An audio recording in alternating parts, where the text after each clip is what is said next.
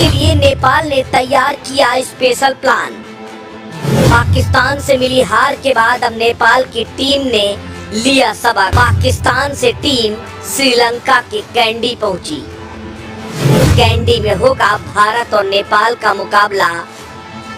पाकिस्तान से हार के बाद लिया नेपाल ने सबक, बदल दी अपनी रणनीति। अब भारत के खिलाफ इस प्लानिंग से उतरेगी टीम नेपाल। 4 सितंबर को भारत और नेपाल के बीच मुकाबला श्रीलंका के कैंडी में होगा।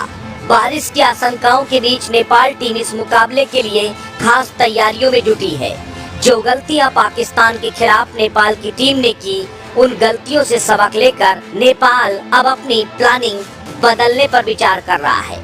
अगर सब कुछ ठीक रहा और नेपाल अपनी फॉरवर्ड प्लानिंग मजबूती से करने में कामयाब रहा तो ये खबर हिंदुस्तान के होश उड़ाने वाली है। हिंदुस्तान के क्रिकेटरों, उनके दिलों में टेंशन पैदा करने वाली है।